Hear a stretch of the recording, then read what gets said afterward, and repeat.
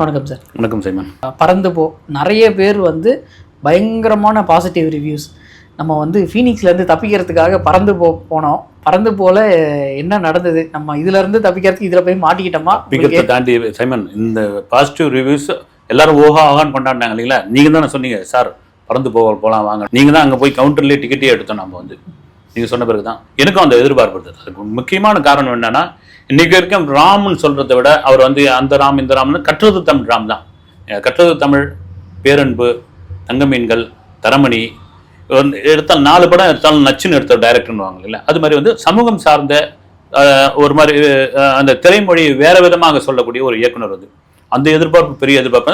ரெண்டாவது பார்த்தீங்கன்னா social media திறந்த உடனே ஒரே பறந்து போன்னு இருந்தவொடனே எனக்கும் பெரிய ஆவலாக இருந்தது. என்னதான் அந்த விஷயத்த உணர்வுபூர்வமான ஒரு விஷயம், ஒரு பையனை வச்சு ஏதோ நான் எந்த ரிவ்யூவும் கேட்கல. ஏன்னா அந்த ரிவ்யூ கேட்டுட்டோம்னா நம்ம படம் பார்க்குற இது போயிடும்ட்டு தான் நீங்கள் நானும் அவசர கதியில் டிராஃபிக்ல ஓடி போய், ஆமா காலையில் 9 மணிக்கு என்ன டிராஃபிக் தடுமாறி ஏறி போய் பார்த்தேன். நம்ம பார்த்த பிறகு உங்களுக்கு எப்படி இருந்தது படம்? Interval black sir. இன்டர்வல் பிளாக்ல வந்து நான் டீ வாங்குறதுக்கு நான் வெளியே போகிறேன். அதில் என் பின்னாடி வந்து ஒருத்தர் பேசிக்கிட்டே வராரு.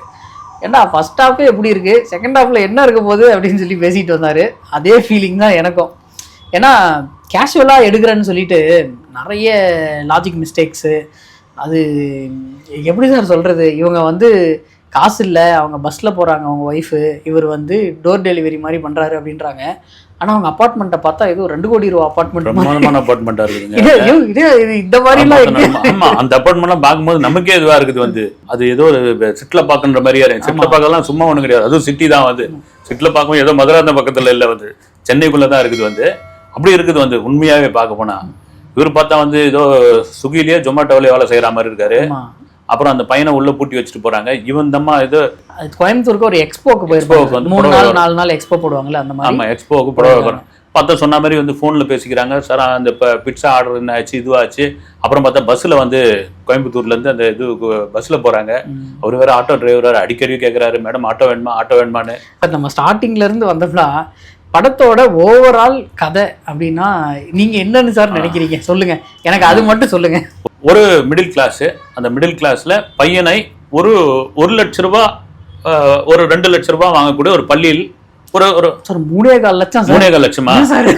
ஐயோ, அது இப்படி வேணா சொல்லலாம். ஒரு மினிஸ்டர்ஸ் பசங்க, ஒரு உயர் அதிகாரிகள் படிக்கக்கூடிய பிள்ளைகள் படிக்கக்கூடிய ஒரு கான்வென்ட்ல தன்னுடைய பையனை படிக்க வைக்கணும், அவனை இது பண்ணணும் கனவு காண்ற ஒரு அப்பா அம்மாவுடைய ஒரு பிள்ளை. அவங்க வந்து அதற்காக வந்து 2 பேரும் அப்படி உழைக்கிறாங்க. அந்த பிள்ளை என்னன்னா, அவனுக்கு வெளி உலகமே தெரியாம இருக்கிறான். என்னை விட்டா போதும் நான் பறந்து போன கிளி மாதிரி போயிடுவேன் அப்படின்னு அவனை வந்து ஒரு இஎம்ஐ கடன். அவருக்கு வந்து பைக்குக்கு இஎம்ஐயா, வீட்டுக்கு பைக்குக்கு தானே, அவ்வளவு பெரிய வீட்டுல இருக்காங்க, பைக்குக்கு இஎம்ஐன்றாங்க. சரி விடுங்க ரைட். அந்த இஎம்ஐ காரனுக்கு பயந்துங்கன்னு, பேங்க்ல வசூல் பண்றவனுக்கு பயந்துன்னு பைக்கு ரைடு ஒன்று போறாங்க பையனை கூப்பிட்டுன்னு. இல்லை அவங்க அப்பா வீட்டுக்கு போறாரு. அவங்க அப்பா ஏதோ அந்நியர் மாதிரி வந்த மாதிரி அவர் பேசிக்கிட்டு இருக்காரு ஒரு பக்கம் பார்த்து. அவருக்கு அவ்வளோ கடன் இருக்கு மகனுக்கு. எந்த அப்பா வந்து இந்த வீட்டை அடமானம் வச்சு அந்த கடனை முதல்ல ஆட்டுறா, அந்த ஒரு துண்டு நிலம் இருக்குதுரா, அதை விற்று அதை பாடுறான் தான், இதுதான் யதார்த்தம் அப்படின்னா அவர் பார்த்தா ஏதோ ஒரு இன்டர்நேஷனல் சேனல், நியூஸ் சேனலை பார்த்துக்கிட்டு முகத்தை திரும்பி பார்க்காம அவர் பாடுன்னு பேசிக்கிட்டே இருக்கிறாரு. வந்து சின்ன வயசில் வாங்கின டிஷர்ட் இது, இந்த போர்டு என்ன வேலை அப்படி இப்படின்னு அவரும் இதுவாக பேசிக்கிட்டு இருக்காரு. திடீர்னு அந்த பையன் பைக் எடுத்துன்னு வந்து அம்மா என்ன சொன்னாங்க தெரியுமா பாட்டின்னு அது ஒரு பக்கம் போயிட்டு இருக்கு. அப்புறம் இடையில பார்த்தா ஒரு பெரிய பணக்கார வீட்டில் தங்குறாங்க. எனக்கு அது கொஞ்சம் இதுவாக இருக்குது. நீங்கள் எப்படின்னு தெரியல, உங்களுக்கு கரெக்டாக இருக்கா சார்? ஆரம்பத்துல இருந்தே ஒரு ஆர்டிஃபிஷியலான விஷயம் எல்லாமே.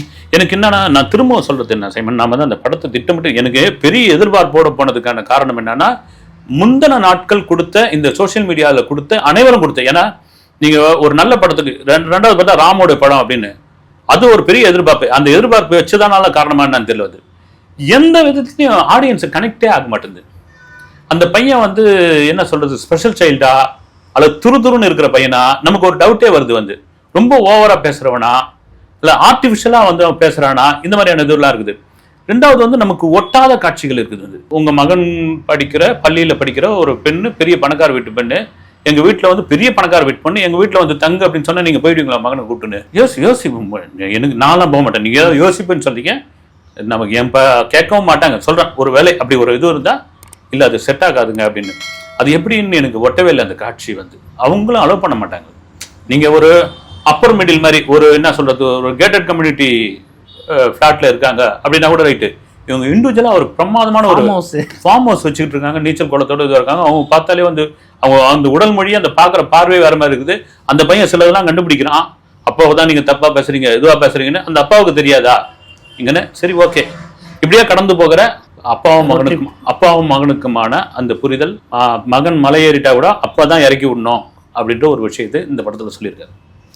சார், எனக்கு இதுல புரியாத சில விஷயங்கள் என்னன்னா, இதுல வந்து அவங்க பையன் இவர் வந்து தனியா தம் அடிக்க போயிடுவாரு, அவங்க பையன் எங்கேயா ஓடி போயிடுவான்.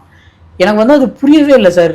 என் பொண்ணுக்கு 7 வயசு ஆகுது, என் பொண்ணு என் கண் பார்வையில இருந்து வெளியே போனாவே எனக்கு பதட்டமாயிடுமே. உங்க பொண்ணுன்னு தெரியாதுங்க, எல்லாருடைய பொண்ணும் பையனும் அப்படிதான். படத்துல அப்படி இல்லையே. அதான் அப்படிலாம் யாரும் ஏங்க மலை மேல ஏறி போறான் அவன். இப்ப நீங்க வந்து ஒரு சின்ன காட்டுக்குள்ள போனா கூட என்ன சொல்லுவாங்க தெரியுங்களா, பெரிய ஊர்ல நாங்கெல்லாம் கிராமத்துக்கு போயிருக்கிறோம். வந்து நாங்க படிச்சது டவுன்லனாலும் எங்க கிராமத்துக்கு சொந்த கிராமத்துக்கு லீவ்ல போகும்போது எங்க ஆயா சொல்லும், டே அங்க பூச்சி போட்டு இருக்கு, ஒண்ணுமே இருக்காது, அங்க சும்மா ஒரு 4 செடி தான் இருக்கும், அங்க பூச்சி போட்டு இருக்க போது. பூச்சி போட்டு இருக்க போது என்ன அப்படின்னா அர்த்தம், ஒரு விஷ ஜந்துக்கள் இருக்கக்கூடிய ஒரு இடம்.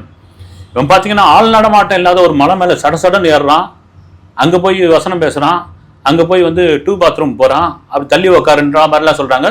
இது வந்து எப்படின்னே தெரியல. நான் மட்டும் கிடையாது, என் பக்கத்துல உட்காந்துருவாரு இந்த கேள்வி தான் கேட்டுக்கிட்டு என்ன படம் பார்க்கவே இல்லை. அவர் வந்து நச்சு நச்சு நச்சு நச்சுன்னு கேட்டுக்கிட்டு இருந்தாரு. வந்து நீங்க இந்த பக்கம் உட்காந்துட்டீங்க, இந்த பக்கம் உட்காந்துருந்தவர். அந்த விஷயங்கள் தான் சார் எனக்கு வந்து புரியவே இல்லை. பையன் வந்து எங்க ஓடி போறானே தெரியல, ஆனா இவர் தேடி கண்டுபிடிச்சிடுறாரு, திரும்ப ஓடி போறான். நீங்க வந்து ஒரு மேட்ரு சொன்னீங்கல்ல சார், பழைய காலத்துல மணிரத்னம்க்கு ஒரு நடந்துச்சு. மணிரத்னம் ஒரு இன்டர்வியூ ஒன்று கொடுத்துருந்தாருங்க. அது மௌனராகம் படம் வந்து எடுத்துட்டு அவுட்டர்ல போய், இப்பவுமே வந்து நீங்க வந்து சென்னையில் இருக்கக்கூடிய இல்லைன்னா மெட்ரோபாலிட்டன் சிட்டியில இருக்கக்கூடிய விமர்சனமே வேற, அங்க இருக்கிற ஆடியன்ஸே வேற. நீங்க செங்கல்பட்டு தாண்டி இருக்கிற ஆடியன்ஸ் தான் உண்மையான ஆடியன்ஸ். அப்படி போய் நின்று என்னதான் இது பண்ணலான்னு பார்த்தா படம் முடிஞ்சு ஒருத்த வந்து சொல்லிட்டு வரானா, அவளை 4 இழுப்பு ஆரம்பத்துல இழுத்து அந்த படம் 10 நிமிஷத்துல முடிஞ்சு. இந்த படம் பேரை சொல்லிடுங்க சார். மௌனராகம் படத்துல அவளை ஒரு 4 மணிரத்னமே இந்த இன்டர்வியூல சொல்லியிருந்தாரு, இழுத்து இருந்தா இந்த படத்தை 10 நிமிஷத்துல முடிச்சிருக்கலாம். அதே மாதிரிதான் சார் இந்த பையனை வந்து 4 கொட்டு கொட்டி ஒழுங்கா ஏறான்னு சொல்லியிருந்தா, அவன் பாட்டு மரத்துல ஏறான், அவங்க அப்பா ஏத்தி விட்டுறான், ஏணி வேற எடுத்துன்னு வராது, ஏணி தட்டிட்டு போயிடுறான். என்ன ஆச்சுக்குன்னே தெரியல. எவ்வளவு பொறுமையாலாம் இந்த அப்பாவும் இருக்க முடியாது. வந்து இது என்ன கணக்குல ஓடுதுன்னே தெரியல சைமன். எனக்கு வந்து சார் ஃபர்ஸ்ட் ஹாஃப் வந்து ரொம்ப ஸ்லோ, ரொம்ப நார்மலான ஒரு விஷயம். இது நமக்கு வந்து நம்ம சிட்டியில இருக்கோம் அப்படின்னு சொல்லி நமக்கு கனெக்ட் பண்றதுக்காக எடுத்திருக்காங்க சார். பட் கிராமத்துல இருக்கிறவங்களுக்கு எப்படி சார் இது கனெக்ட் ஆகும்? ரெண்டாவது வந்து இவ்வளவு பொறுமையா இல்லை. இன்னைக்கு வந்து சினிமா வந்து தியேட்டருக்கு கூட்டம் வரலன்னு ஒரே கத்துறீங்க. விமர்சனம் பண்ணிட்டாங்க. நான் கூட பார்த்துங்க, விமர்சனம் வந்து என்னன்னா, நம்ம அதுக்கு தான் வந்து ஒரு 4 மணி நேரம் செலவு பண்ணியிருப்போமா? நாமன் கிடையாது. அந்த படம் பார்க்க வந்தவர்கள் 4 மணி நேரம் அவங்களுக்கு வீட்டிலேருந்து கிளம்பி இவ்வளோ டிராஃபிக், காலையில் நீந்தி அங்கே வந்து பைக்கையோ காரையோ போட்டுட்டு அங்கே வந்து 1 மணி நேரத்தை கழித்து அதுக்கு வந்து ஸ்நாக்ஸ் வாங்கி இது பண்ணி அதன் பிறகு முடிஞ்சு அவங்க வீட்டுக்கு போகிறதுக்கு குறைந்தபட்சம் 4 மணி நேரம் ஆகும். அப்படி இருக்கும்போது இதை பார்க்கறதுக்கு தானே நாங்கள் 4 மணி நேரம் வந்தோம். இதுதானே மனல்ல. இன்னைக்கு புற வாழ்க்கை வந்து வேற மாதிரி இருக்குது. எதுக்கு ஓடுறோம், எதுக்கு ஓடியாரோம், ஒண்ணுமே புரியாம இருக்கிறோம். அவனுக்கு எல்லாமே போன்ல இருக்குது. இன்னைக்கு வந்து எல்லாமே போன்ல இருக்குது. அதை மீறி போனா ஓடிடியில பாத்துக்கிறான், வந்து ஆன் பண்ணிட்டு ஓட்டி பாத்துக்கிறான். அப்படி இருக்கும்பொழுது நீங்க வந்து இங்க வந்து ஸ்லோவா ஒரு கதையை சொல்லி அவனை ஒரு இறுக்கமான மனநிலைக்கு ஆக்கி, எப்பா நான் இதெல்லாம் கிராமத்திலே பார்த்துட்டப்பா, எங்க ஊர்லயே பார்த்த விஷயம்பா இது. திரும்ப சொல்றது என்னன்னா, நீங்க சரி இது நீங்க சொல்ற மாதிரி வந்து இந்த படம் வந்து சொன்ன மாதிரி அவுட் ஆஃப் சிட்டியில் எப்படி இதை வந்து கனெக்ட் பண்ணுவாங்க, சிட்டியை தாண்டி புறநகர் பகுதியில் இதை எப்படி எடுத்துப்பாங்க, எப்படி அவங்க பார்ப்பாங்க. இது நாம் பார்த்த வழக்கு தானே. இது ஒரு பையன் ஆனால் டிராக்டர்ல ஏறி போகிறேன், குளத்துல குதிக்கிறேன், இதெல்லாம் வந்து நடக்கிற ஒரு விஷயம் தானே அது அப்படின்னு எனக்கு ஒன்றும் புரியல. சரி, எனக்கு முரண்பாடான ஒரு சில விஷயங்கள் என்னன்னா, காலையிலேயே பர்கர் சாப்பிட்ணுன்னு பையன் கேட்குறான், அதனால காலையிலேயே நான் போய் பர்கர் வாங்கி கொடுக்குறேன். காலையில் சென்னை சிட்டிக்குள்ளே தேடினா கூட பர்கர் கிடைக்காது, எனக்கு தெரிஞ்சு கிடைக்காது. ஓகே, எனக்கு தெரியும்பா, அந்த சாப்பிட எனக்கு அந்த பீட்சா பர்கர்லாம் சாப்பிடுறது கிடையாது. ஈவினிங் தான் பர்கர். காலையில ஆமா வாய்ப்பே இல்லை. பல்ல விளக்கணும்னு கேட்கறான். ஆமா, பல்ல விளக்குற உடனே பர்கர் சாப்பிடணும் அப்படின்னு சொல்லி கேட்பான். அந்த விஷயமா இருக்கட்டும். அப்புறம் வந்து அவுட்டோர்ல போயிட்டு அந்த அஞ்சலி கனெக்ட் பண்ண விஷயம்லாம் நல்லா இருந்தது சார். இது வந்து ஒரு ஹை கிளாஸ் இங்கிலீஷ் ஃபிலிமா எடுக்கணும்னு நினைச்சு தமிழ்ல எடுத்திருக்காங்க. ஏற்கனவே ஃபெஸ்டிவலுக்கு போயிருக்குன்னு நினைக்கிறேன். இந்த படம் ஃபெஸ்டிவலுக்கு போயிருக்குது. ஒரு திரைப்பட விழாவுக்கான ஒரு படம் வந்து எனக்கு ரொம்ப பிடிச்சது. அந்த படத்துல என்னன்னா, நம்ம வந்து வெறும் குறைய சொல்லிடக்கூடாது. என்னன்னா பெரிய எதிர்பார்ப்பு ஒன்று வேணும். அந்த கடையில அந்த புடவை கடையில வேலை பார்க்குற ஒரு பொண்ணுடைய அந்த கான்வர்சேஷன் 2 பேருக்குள்ள எக்ஸலண்ட். அந்த பஸ் ஸ்டாண்ட்ல வச்சு அவள் கையில் அந்த காசு கொடுக்குற இடம் வந்து வேற லெவலில் இருந்தது. அது மாதிரி இந்த படத்தில் ஒரு 10 சீன் இருந்ததுன்னு வச்சுங்க, உண்மையிலே வேற லெவலில் தூக்கியிருக்கு அந்த படம். சொன்ன மாதிரி ஒரு சொன்ன இன்டர்நேஷனல் ஸ்டாண்டர்ட்ல வந்து படமா எடுத்துட்டாரு போல. அவர் வந்து ரோட் ட்ரிப் போறாங்க, அந்த ட்ரிப்ல அவங்களோட ஃபேமிலியில இல்லை அவங்க வாழ்க்கையில என்ன சேஞ்சஸ் நடக்குதோ அதுதான் நம்ம ஸ்கிரிப்டா பண்ண போறோம் அப்படின்னு பண்ணிட்டாங்க. ஆனா இந்த பையன் பண்ற சேட்டையெல்லாம் ரொம்ப எக்ஸாஜரேட் பண்ணி இவங்க வந்து மரத்துல இருந்து ஏணி தட்டி விடுறது அதெல்லாம் ரொம்ப ஓவரா இருந்தது சார். எனக்கு என்ன சொல்றதுன்னு தெரியும். செகண்ட் ஹாஃப் கூட பரவாயில்ல சார். ஃபர்ஸ்ட் ஹாஃப் வந்து ரொம்ப ஸ்லோவா போச்சு. செகண்ட் ஹாஃப் வந்து கொஞ்சம் இடங்கள்ல சிரிப்பு வந்ததால நம்ம அதில் தப்பிச்சிக்கிட்டோம். பட் ஃபர்ஸ்ட் ஹாஃப் தான் செஞ்சுட்டாங்க. நார்மலான ஒரு மென்டாலிட்டியில் வந்து படம் பார்க்கறதுக்கு போகிறாங்க அப்படின்னா ஒரு ஃபீல் குட் மூவியாக நார்மலாக ஒரு ஒன் டைம் வாட்சபிளாக இருக்குமே தவிர இதனால் என்னோட வாழ்க்கை மாறப்போகுது, இதனால் என் மைண்ட் செட் மாறப்போகுது அப்படின்றது சந்தேகம் தான். அதெல்லாம் ஒன்றுமே கிடையாது. வந்து இது மாதிரி சத்யஜித் ரே சொல்லுவாங்க, அவர் கேமரா ஆன் பண்ணி வச்சுட்டு போயிடுவார், அவங்களே வந்து நடிச்சுட்டு அப்படியே போய்கிட்டே இருக்கணும் அப்படின்பாங்க. அது மாதிரி வந்து அது பாட்டு படம் போது வந்து போய்கிட்டே இருக்குது. நீங்கள் சொன்ன மாதிரி எந்தவித ஒரு உணர்வையும் கடத்தலை, எந்தவித எதிர்பார்ப்பையும் இது பண்ணல. வந்த ஆடியன்ஸுக்கு நான் சொல்கிறது சாதாரண ஆடியன்ஸுக்கு அவன் ஒரு 200 ரூபா கொடுத்து வந்திருக்கான்னா அந்த 200 ரூபா நமக்கு இந்த படம் சரியா அந்த மண்ணில் பார்க்கணும் இல்லைங்களா? கண்டிப்பாக நான் வந்து அதெல்லாம் திரும்ப சொல்கிறது சைமன், இந்த சின்ன படங்கள்லாம் ஏன் விமர்சனம் பண்ணலன்னு என்னை வந்து கமெண்ட்ஸ்ல மெயிலையும் கேட்டு ஃபோன் பண்ணி கூட சில பேர் கேட்பாங்க. நம்ம 2 பேருமே சின்ன படங்கள்லாம் போய் பார்த்துருக்கோம் தெரியுங்களா? நம்ம பார்த்துட்டு வெளியே வந்து என்ன தவிர்த்திருக்கோம் நிறைய. வேணாங்க இது ஏன் நம்ம போயிட்டு, ஏன்னா அதை வந்து பாராட்டியும் பேச முடியாது, அடிச்சோம்னா அது அவங்களுக்கும், ஏன்னா அவங்க ஒரு கனவோட பண்ணியிருக்காங்க. அது சின்ன அவங்க அந்த நீங்கள் அந்த ப்ரொமோஷன் விழா ஆடியோ லான்ச்லாம் அவங்க பேசும்போது பார்த்தியா ஏன்னா காக்கைக்கும் தன் கொஞ்சம் பொன் கொஞ்சம் மாதிரி அந்த படங்க அவங்களுக்கு பெரிய படமாக இது பண்ணும்போது அதை நாம ஏன் பேசணும், வேணா விடுங்க போச்சு, நமக்கு ஒரு 4 மணி நேரம் போச்சு, ஒரு படத்தை பார்த்த அனுபவம், ஒரு மோசமான படத்தை பார்த்த அனுபவம்னு போயிடும்.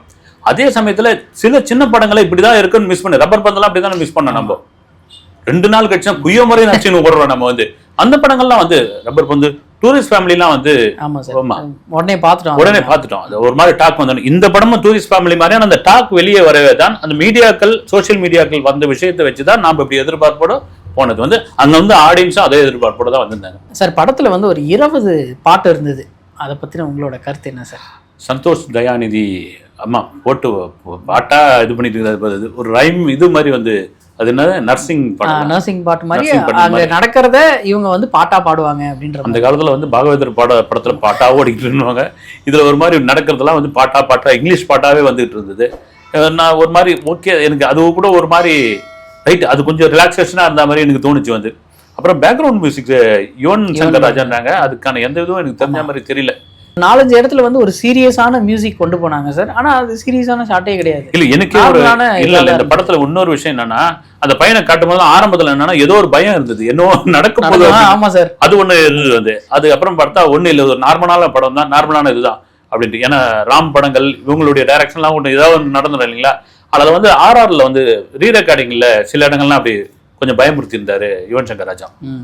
அஞ்சலி அவங்களோட நடிப்பு ரொம்ப நாள் கழிச்சு ராம் சார் படத்துல வந்து நடிக்கிறாங்க, அவங்களோட நடிப்பு எப்படி சார் இருந்தது? அந்த அஞ்சலி கொஞ்ச நேரம் வந்தாலும் அந்த துரு அந்த வாய் துடுக்கா பேசுற இதுவா இருக்கட்டும், என்னடா கோகுல் கிரஷ் அப்படின்ற ஒரு விஷயம் கணவனை வச்சு. அவர் யாருக்கு அந்த மலையாள ஆர்டிஸ்ட் அஜு வர்கீஸ்ன்னு சொல்லி, அவர் மலையாளத்துல பெரிய ஆக்டர் சார். நான் நிறைய படங்கள்லாம் பார்த்துருக்கேன். அவர் காமெடியாகவும் பண்ணியிருக்காரு, ஒரு சீரியஸான ரோல்ஸ். இப்போ ரீசெண்டாக வந்து கேரளா கிரைம் ஃபைல்ஸ் வெப் சீரிஸ்லயும் ஒரு முக்கியமான கேரக்டர் பண்ணியிருக்காரு. கொஞ்ச நேரம் வந்தாலும் அவரும் நல்லா பண்ணியிருந்தாப்புல.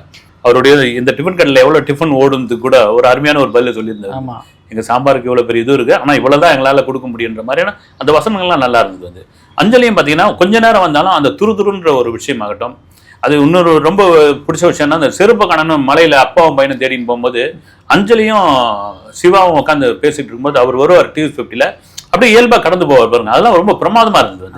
வந்து இன்னொரு விஷயம், இந்த படம் வந்து மிர்ச்சி சிவா என்ன பண்ண போறாருன்னு நினைச்சேன். உண்மையிலேயே இந்த படத்தை ஓரளவுக்குள்ள பெரும்பாலும் காப்பாற்றுறது மிர்ச்சி சிவாக. ஆமா சார். ஆமா, செகண்ட் ஹாஃப்ல காமெடி கொஞ்சம் காமெடி டைமிங்ல அடிக்கிற ஜோக் இது பண்றது, இவரை ஏங்க இதுல கொண்டு வேற ஆர்டிஸ்ட் போட்டிருந்தா ரொம்ப இருக்குன்னு நினைக்கிறேன். ஆமா, காமெடி பண்றேன்னு ஆமா நம்மள செஞ்சிருப்பாங்க. அதான் இந்த படத்துக்கு இவ்வளவுதான் ரிசல்ட், இவ்வளவுதான் விமர்சனமும் பண்ண முடியும். ஓவராலா OTTக்கு இது நல்ல வாசிபிளான ஒரு படம், ஃபேமிலியோட உட்கார்ந்து பார்க்க. ஃபெஸ்டிவலுக்கு ஒரு அருமையான படம் இது. வந்து ஆனா தியேட்டர்ல பாக்குறது கொஞ்சம் கஷ்டம் தான். அந்த செலவுக்கு அது கஷ்டம் தான். பாப்கார்னு ஜூஸ் எல்லாம் சேர்த்தனோம்னா 1000 ரூபா ஆயிடும். ஃபேமிலியோட வரும்போது கண்டிப்பா வந்து நேரம் இது. ஆமா, இந்த படங்கள்லாம் என்ன பண்ணலாம், ஒரு 100 ரூபாய் ஃபிளாட்டா ஒரு ரேட் போட்டு கொடுக்கலாம். ஒரு 100 ரூபாய், 75 ரூபாய். அதுக்கு யாராவது சண்டைக்கு வர போகிறாங்க சார், எங்கள் படம் என்ன அவ்வளோ குறைச்சலாம் அப்படின்னு குறைச்சலுக்காக சொல்லுங்க. ஏங்க இதுக்கு உண்மையிலேயே குழந்தைகளுக்கான படம்னா தமிழக அரசு வரி விலக்கு கூட கொடுக்கலாம், டாக்ஸ் ஃப்ரீ கூட கொடுக்கலான்ற. நான் குறைச்சல் இதில் என்ன இருக்குது? எனக்கு தெரிஞ்சு இது குழந்தைகளுக்கான படம்ன்றதை தாண்டி பெற்றோர்களுக்கான படம். காமெடி படமா சீரியஸ் படமானு கூட ஒன்றும் தெரியல. வந்து ஃபெஸ்டிவல் படமா? சரி வேணா விடுங்க, இதுக்கப்புறம் எதுக்கு பேசுவாங்க. ஓகே சார், அடுத்த இன்டர்வியூவில் சந்திப்போம் சார். நன்றி சார். வணக்கம்.